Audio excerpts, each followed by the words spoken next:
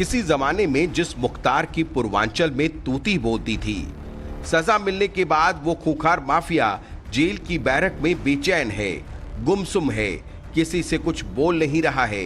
वो बैरक में कभी चहलकदमी करने लगता है तो कभी बैठकर मन ही मन कुछ सोचने लगता है, और खाना भी बेमन से खा रहा है। मुख्तार को किस अनजाने दहशत ने घेरा है? क्या वो अपने माफिया साम्राज्य के द एंड के काउंटडाउन से भयभीत है? क्या उसे खौफ और दहशत के साम्राज्य के मिट्टी में मिल जाने का गम खाया जा रहा है? आखिर क्या वजह है जिससे मुख्तार दहशत में जी रहा है? इस मऊ के अंदर अपने नौजवान साथियों से वो मुख्तार जो अपनी दबंगई के दम पर कानून को खुद के सामने बौना समझने लगता था, खुद को शहंशाहे गाजीपुर समझने लगा था। मन बढ़ इतना कि कानून के रखवालों पर पिस्टल तक तान देता था। पिस्टल निकाल ली और मेरे पर लगा दी, मुझ पर तान दी। माफिया ब्रदर्स अतीक और अशरफ का चैप्टर क्लोज होने के बाद अब फोकस गैंगस्टर मुख्तार अंसारी पर है। वो मुख्तार जिसका आतंक एक वक्त सिर चढ़कर बोलता था। ये सारा सिस्टम उन लोगों के कहने पर चलता था कि मुख्तार अंसारी ने मुझसे कहा था कि लखनऊ डिस्ट्रिक्ट जेल पर आप रह नहीं पाएंगे, हटा दिए जाएंगे। किसी जमाने में सबसे खूंखार और बेकाबू रहे माफिया मुख्तार अंसारी के धमकी देने का तरीका बाकी माफियाओं से एकदम अलग रहा। मुख्तार की धमकियों का पैटर्न फिल्म के विलन जैसा था। यूपी पुलिस के अधिकारियों के मुताबिक जब मुख्तार जेल में होता तो जेल के कर्मचारियों से कहता, आपकी बीवी फला स्कूल में पढ़ाती है, बहुत अच्छा स्कूल है। बेटा देहरादून में पढ़ता है। आपकी बेटी लखनऊ के इस स्कूल में 8वीं में पढ़ती है, कहिए तो अच्छे स्कूल में एडमिशन करवा दूं। ये बातें लोगों के लिए जरूर नॉर्मल हैं, लेकिन जो व्यक्ति मुख्तार की सिक्योरिटी में लगा है उसका तो हलक सूख जाता है। इसीलिए वो मुख्तार जो कहता है वही करने लगता है। मुख्तार ने इन जानकारियों के लिए बहुत सारे लोगों को लगा रखा है। मुख्तार की क्राइम की कहानियां तो कमोबेश सब जानते हैं, लेकिन गैंगस्टर मुख्तार के गुनाहों का हिसाब अब शुरू हो चुका है। मुख्तार अंसारी को गैंगस्टर एक्ट में 10 साल की सजा मिली है। पिछले 8 महीनों में उसे चौथी बार सजा हुई है।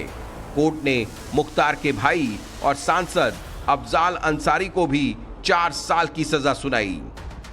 ये वो दौर था जब यूपी की जेलों में माफिया डॉन मुख्तार अंसारी की दबंगई चला करती थी। मुख्तार जिससे चाहता जेल में मिलता था, उससे मिलने वालों को जेल में बेरोक एंट्री मिलती थी। जेल में उनकी कहीं भी चेकिंग नहीं होती थी। अगर किसी ने मुख्तार के खिलाफ आवाज उठाने की हिम्मत की तो या तो उसे अपनी जान से हाथ धोना पड़ता था या फिर घुटनों के बल आना पड़ता था। लखनऊ जेल में तैनात जेल अधीक्षक की राजभवन के सामने गोली मारकर हत्या कर दी गई थी। कत्ल का इल्जाम माफिया डॉन मुख्तार अंसारी और उसके गुर्गों पर लगा। हैरानी की इस बात की है कि इस मामले में पुलिस कुछ भी नहीं कर पाई। एक यही नहीं, जितने भी चिन्हित माफिया रहे हैं, मोटे मोटे माफिया रहे हैं, इनका प्रभाव इतना रहा है, ये संचालित करते रहे सरकार तक को। ये मुख्तार अंसारी की हनक का वो दौर था जब वो खुद को कानून से ऊपर मानता था। लेकिन मुख्तार सिर्फ धमकी नहीं देता, कई बार वो लालच के जरिए भी सिस्टम को घुमा देता। लेकिन जब लालच या धौंस काम नहीं आती तो मुख्तार अंसारी ने एक जेलर तक पर पिस्टल तान दी थी। वो जेलर थे एसके अवस्थी। वाकया हुआ था 23 अप्रैल 2003 को लखनऊ जेल में। मैं लखनऊ डिस्ट्रिक्ट जेल में था। यहाँ पर 2003 की बात है। उस समय मुख्तार अंसारी यहाँ बंद थे। मुख्तार अंसारी से मुलाकात के लिए कोई व्यक्ति आया था, मैंने उसको रोक दिया था। ये स्वतः आए, इन्होंने उसमें कहा कि इसको ले लीजिएगा। उनको ये मालूम था कि इसके पास पिस्टल भी है। उसकी तलाशी के प्रकरण पे जब अंदर आया, तलाशी का प्रकरण हुआ, तो इन्होंने मुझ पर बिगड़ गए और उनका इसकी तलाशी मत लें। जब मैंने कहा कि मैं जेलर हूँ, तलाशी लूँगा, तब उन्होंने उसी के पास से पिस्टल निकाल ली और मेरे पर लगा दी, मुझ पर तान दी।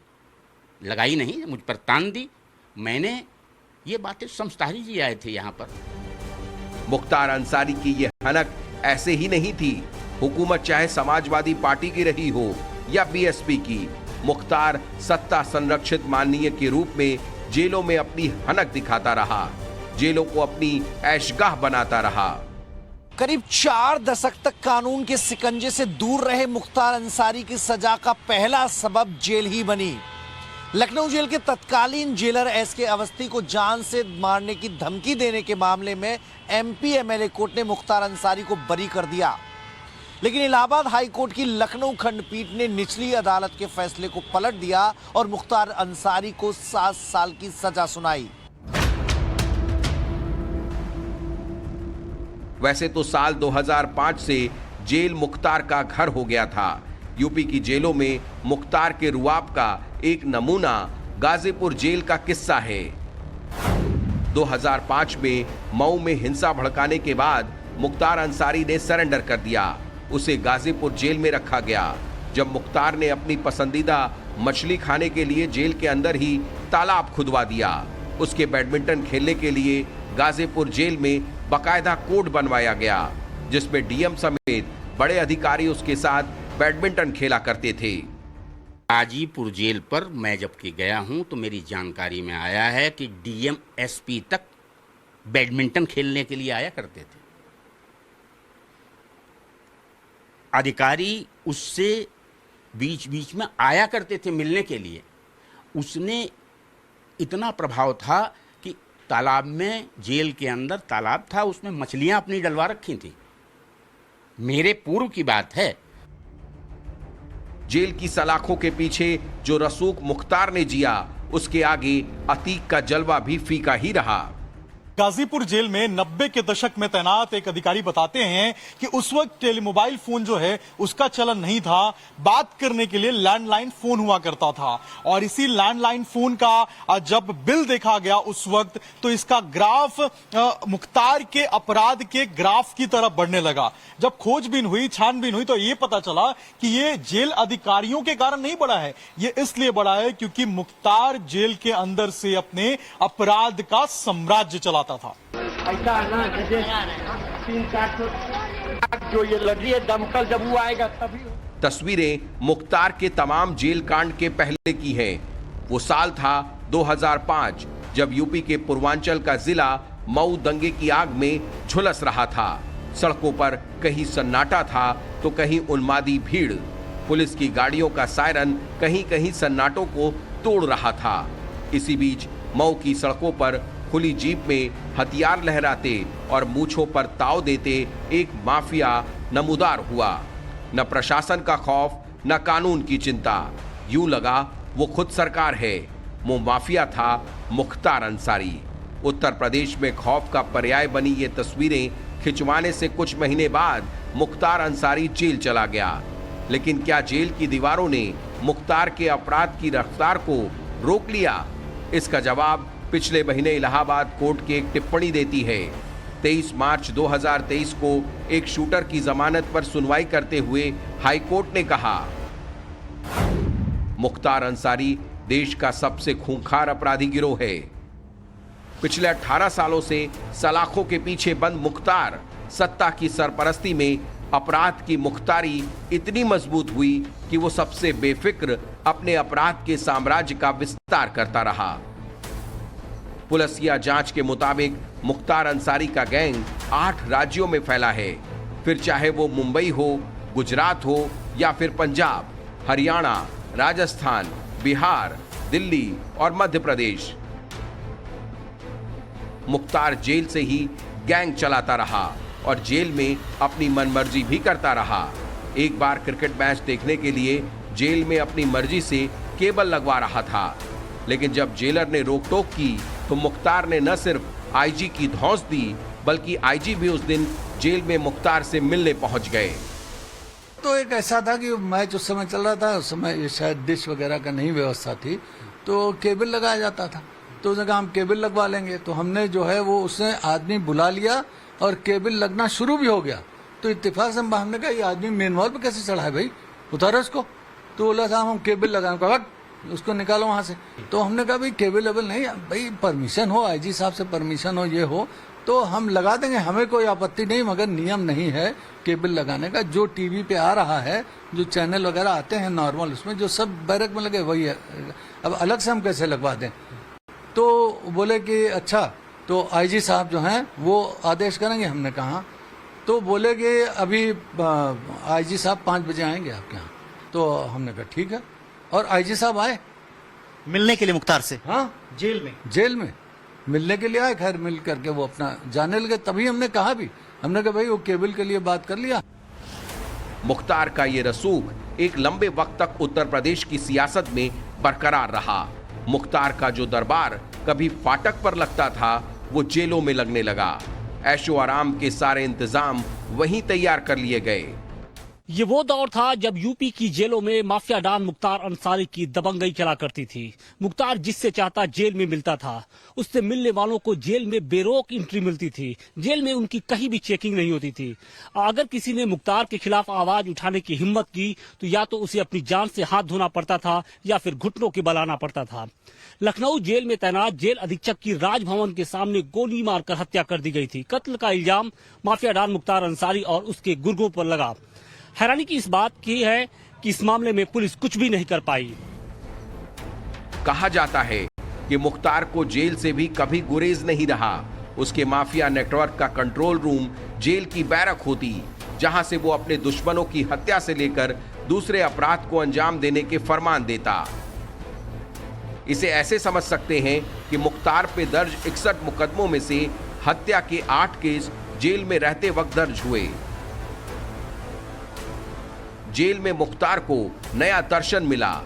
पहला ये कि केवल बाहुबल से कुछ नहीं होगा, सत्ता की हनक भी साथ होनी चाहिए। और जब शासन सरपरस्त हुआ तो उसने प्रशासन को जेब में रखना शुरू कर दिया। मुख्तार की सियासत का रसूख ये था कि लखनऊ से लेकर मऊ तक, पुलिस से लेकर आबकारी विभाग तक के ट्रांसफर उसकी लिखी हुई एक सादी पर्ची पर हो जाते।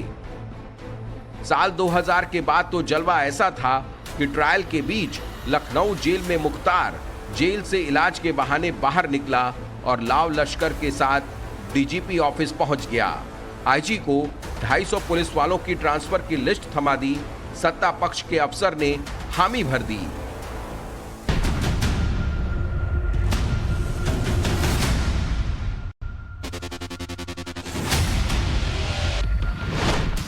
जेल की दीवारें भी मुख्तार के अपराध की रफ्तार को रोक नहीं पा रही थीं। मुख्तार को रोकने का दम किसी में नहीं था। वजह थी सत्ता की उसकी सियासी पहुंच। साल 2005 में मुख्तार जब गाजीपुर जेल में कैद था तो उसने जेल में बैठे बैठे बीजेपी विधायक कृष्णानंद राय की हत्या करा दी। कृष्णानंद राय पर 600 गोलियां मारी गई थी, एक दो नहीं।